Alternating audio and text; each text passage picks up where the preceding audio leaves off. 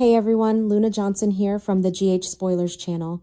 It is a rainy, miserable Tuesday here in New York, in the kind of day that makes you just want to stay inside with a massive cup of coffee and yell at your television screen.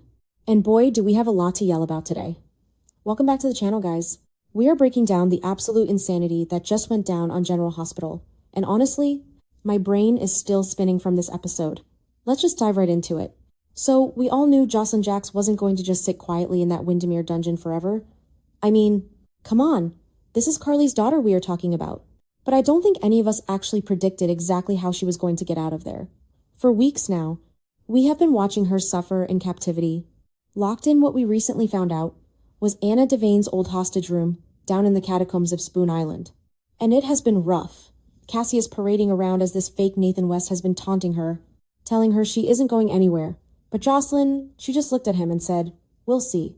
And man, she meant it. Let's talk about the actual escape. Because it was honestly one of the coolest, most resourceful things Josslyn has ever done on this show. Sometimes I think the writers forget how smart she is, but not today. So she is stuck in this room, pacing around, probably going out of her mind with boredom and fear.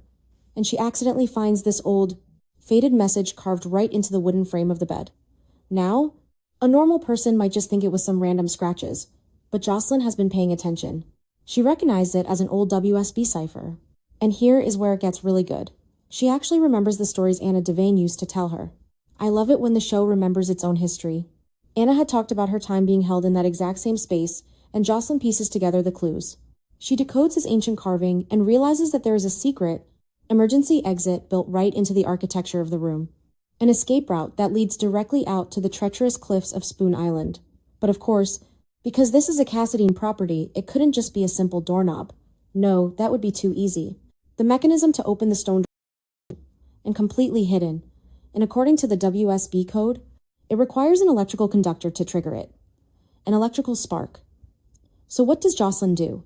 She doesn't just sit down and cry. She gets to work. She literally rips apart the lighting system in the room. She breaks the fixtures, pulls the wires out, and risks electrocuting herself just to create a spark. It was so intense. I was sitting on the edge of my seat, screaming at the screen like, "Girl, you are gonna fry yourself." But she manages to do it.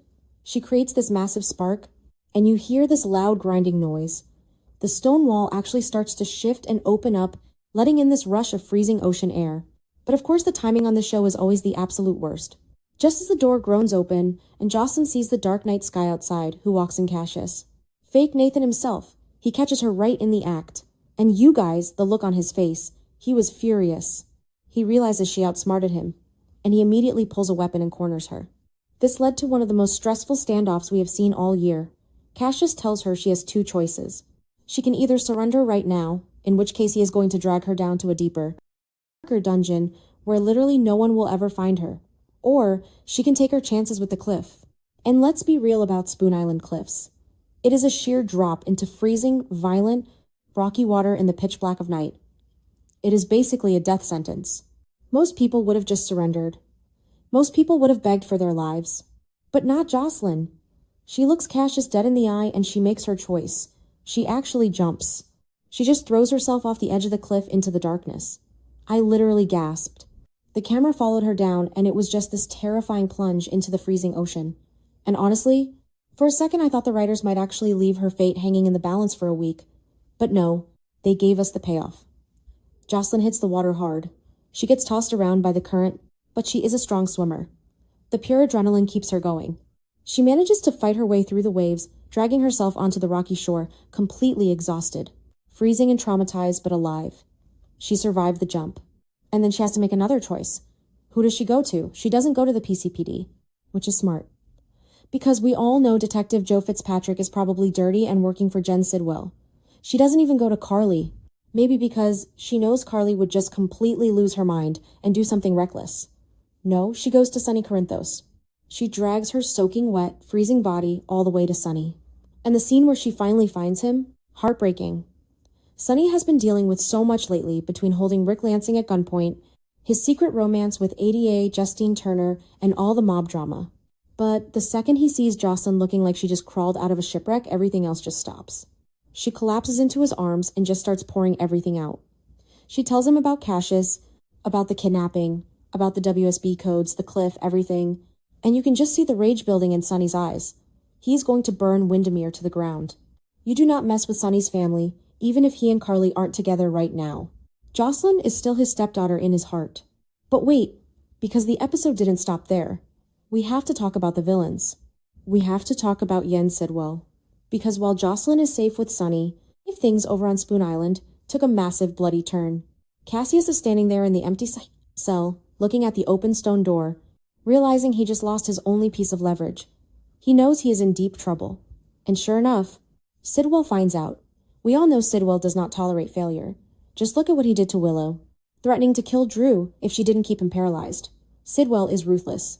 So Sidwell confronts Cassius, and it wasn't even a long argument. There was no grand villain monologue. Sidwell is just completely disgusted that Cassius let a college student outsmart him and escape.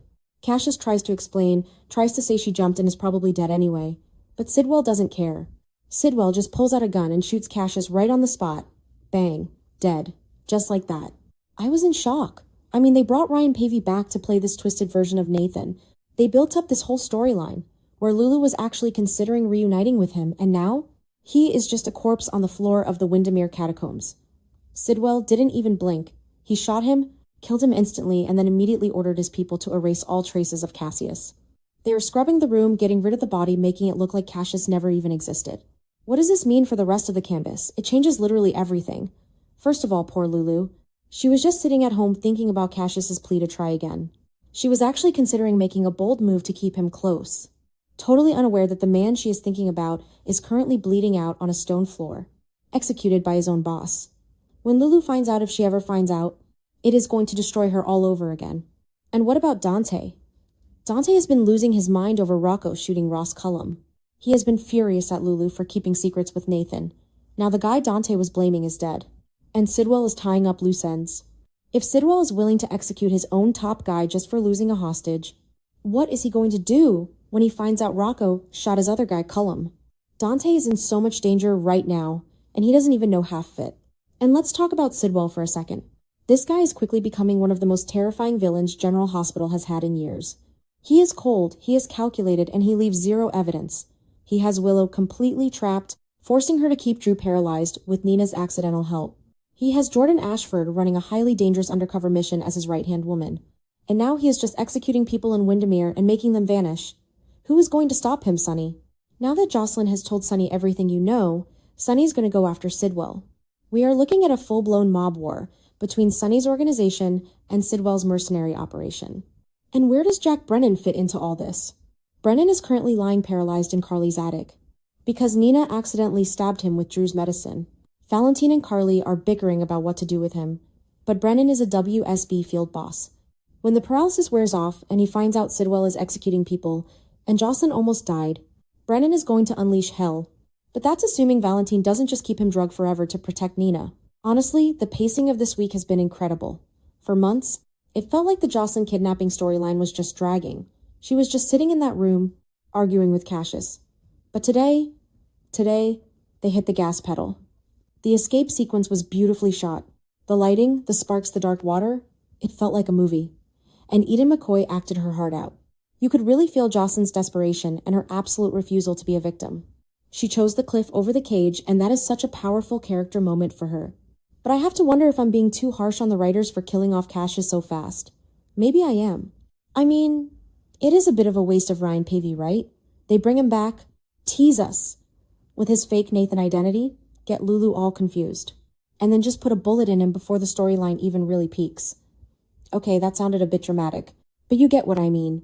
It feels sudden, but at the same time, it establishes Sidwell as a legitimate, terrifying threat. If Sidwell is willing to kill Cassius, nobody is safe. Not Willow, not Drew, not Jordan, and certainly not Detective Joe Fitzpatrick if he steps out of line. Speaking of Joe Fitzpatrick, where was he during all this? He was supposedly heading to Windermere to deal with Danny and Charlotte breaking in. Did Joe hear the gunshot?